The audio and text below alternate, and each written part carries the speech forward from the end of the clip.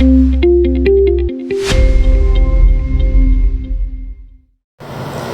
datang di mata kuliah keperawatan onkologi bersama saya Linda Kurnia Dewi, dosen Fakultas Keperawatan Universitas Erlangga.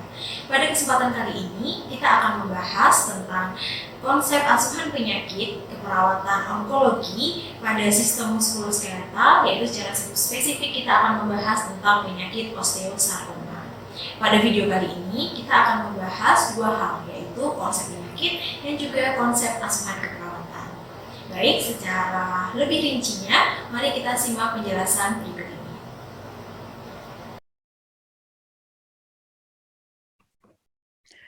Oke, pada kesempatan kali ini saya akan menjelaskan terkait asuhan keperawatan pada pasien dengan osteosarkoma.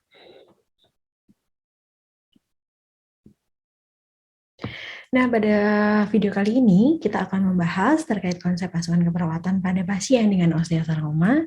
Jadi nanti kita akan membahas terkait dengan definisi, etiologi, klasifikasi, patofisiologi, pemeriksaan penunjang, penata laksanaan, dan tentu saja highlight terkait asuhan keperawatan mulai dari pengkajian hingga evaluasi.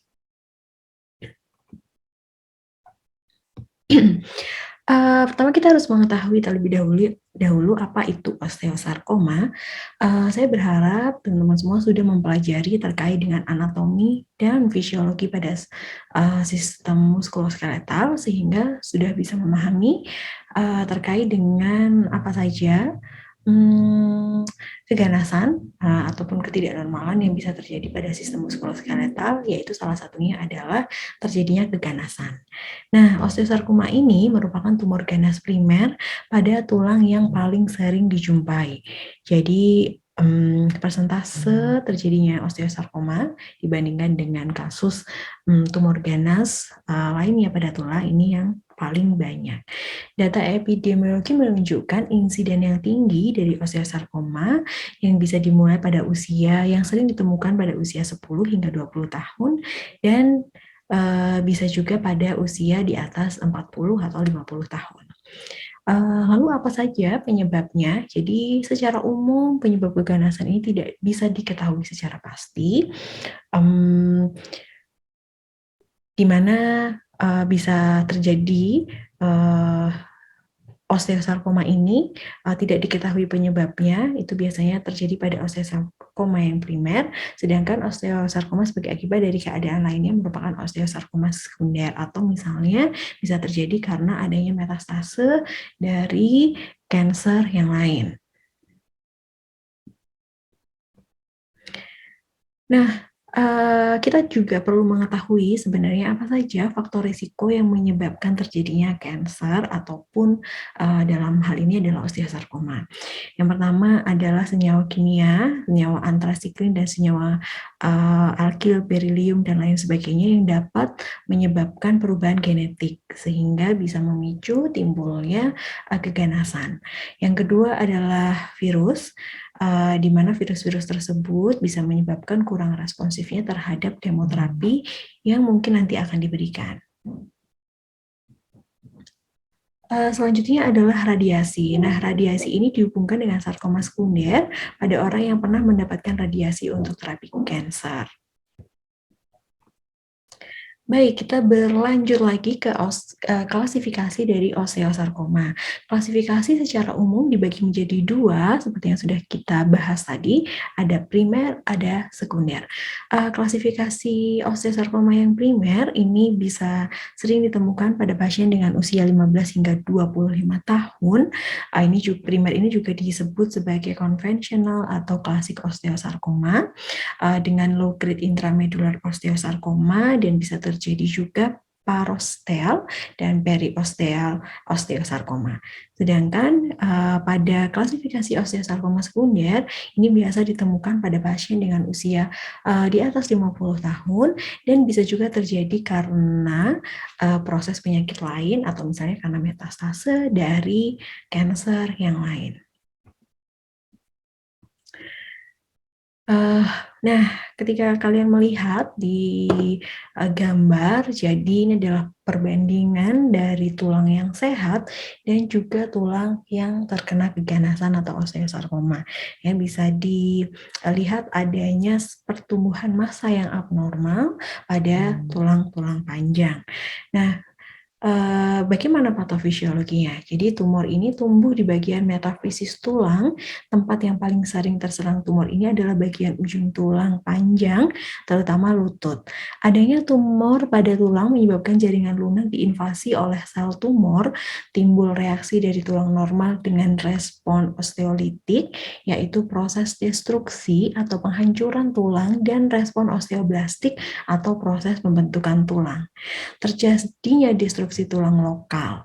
Pada proses osteoblastik, karena adanya sel tumor, maka penimbunan periosteum tulang yang baru dekat dengan tempat lesi terjadi, sehingga bisa muncullah pertumbuhan tulang yang abortif, yang masif, dan tidak terkontrol. Nah, beberapa pasien dengan osteosarkoma biasanya akan mengeluhkan berbagai macam manifestasi klinis. Yang pertama yang sering dikeluhkan adalah nyeri atau ditandai juga dengan adanya pembengkakan ekstremitas yang terkena. Ya, apalagi misalnya pasien-pasien ini tidak menyadari adanya pembengkakan yang terjadi, mungkin tidak menghiraukan rasa nyeri yang terjadi sehingga tiba-tiba dalam waktu tertentu pembengkakan ini bisa sangat besar. Nah, pembengkakan pada atau di atas tulang atau persendian serta pergerakan yang terbatas. Otomatis ketika adanya nyeri yang muncul, adanya pembengkakan yang terjadi, ini juga bisa menyebabkan pasien tidak mampu untuk melakukan mobilisasi atau mungkin terganggu uh, untuk melakukan mobile. Teraba massa tulang dan peningkatan suhu kulit di atas massa serta adanya pelebaran vena. Jadi ketika dilakukan palpasi akan terasa peningkatan suhu kulit. Dan gejala-gejala penyakit metastasik seperti adanya nyeri dada, batuk, demam, berat badan menurun, dan adanya kelemahan.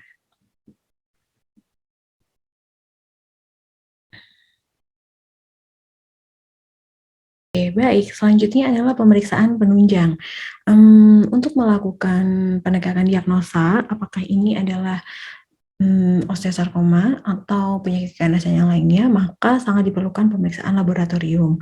Ya, mulai dengan plain foto, dilakukannya komputer tomografi atau CT scan, kemudian magnetic resonance imaging atau MRI, angiograf, bone scan, ataupun biopsi. Beberapa tindakan ini sangat penting dilakukan untuk menegakkan yang pertama tegak atau tidaknya diagnosa dari osteosarkoma, kemudian juga bisa melakukan pengkajian lebih lanjut dari staging berapa osteosarkoma yang dialami oleh pasien. Nah, pada pasien-pasien dengan osteosarkoma terdapat beberapa penata laksanaan pilihan terapi yang bisa dilakukan, ya, mulai dari kemoterapi, pembedahan, dan radioterapi. Otomatis sebagai seorang perawat kita memerlukan kolaborasi ya dengan dokter, dan tenaga kesehatan yang lainnya terkait dengan penata laksanaan osteosarkoma. Di mana sebenarnya penata laksanaan ini memang difokuskan pertama adalah untuk mengecilkan massa tumor, kemudian untuk menghilangkan massa tumor, dan untuk memastikan kembali bahwa massa tumor ini sudah terangkat dengan bersih dan tidak terjadi penumbuhan massa kembali di kemudian hari, sehingga memang diperlukan follow up ya, biasanya dilakukan pembedahan terlebih dahulu baru dilakukan kemo ataupun sebaliknya, dan nanti bisa juga dikombinasikan dengan radioterapi.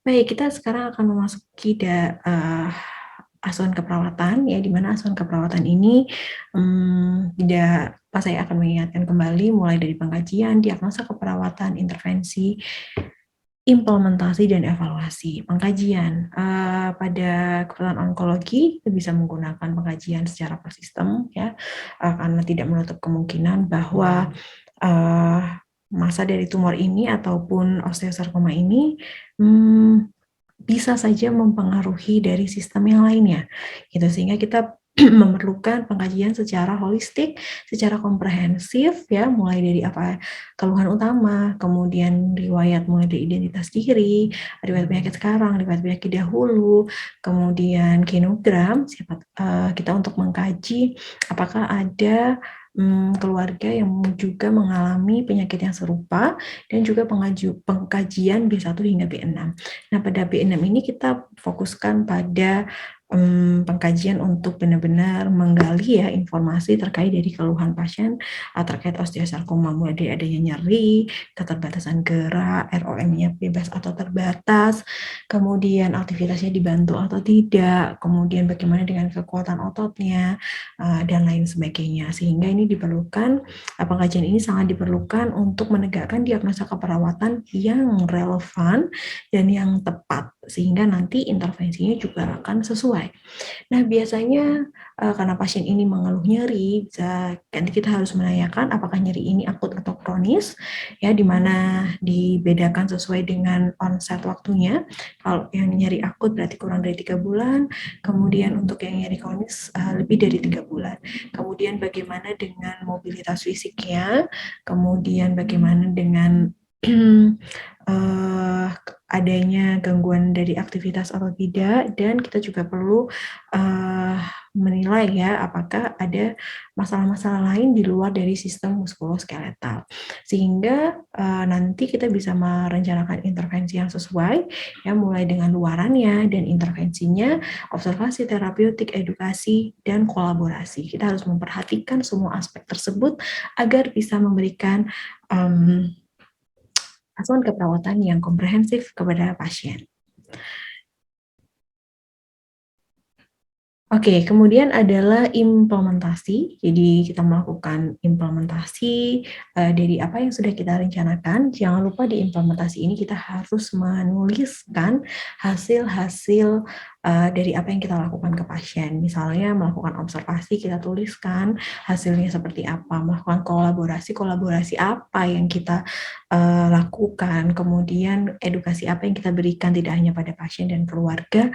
Kemudian juga yang tidak kalah penting adalah intervensi terapeutik apa yang kita bisa berikan kepada pasien sesuai dengan diagnosa yang masing-masing.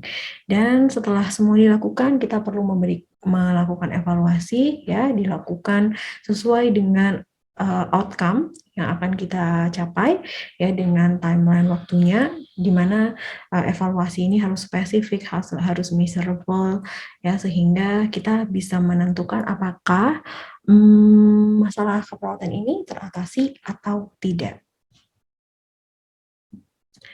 Oke, nah sekian sedikit highlight terkait dengan konsep osteosarkoma dan juga asuhan keperawatan. Di bagian pengkajian hingga evaluasi, Anda bisa mengeksplor lebih banyak, ya, mulai dari pengkajian bersistem, kemudian SDKI untuk menentukan diagnosa, SLKI dan SIKI untuk menentukan intervensi, dan apa saja yang harus dievaluasi pada pasien dengan osteosarkoma. Sekian penjelasan saya untuk osteosarkoma dan asuhan keperawatannya. Sampai ketemu di video selanjutnya.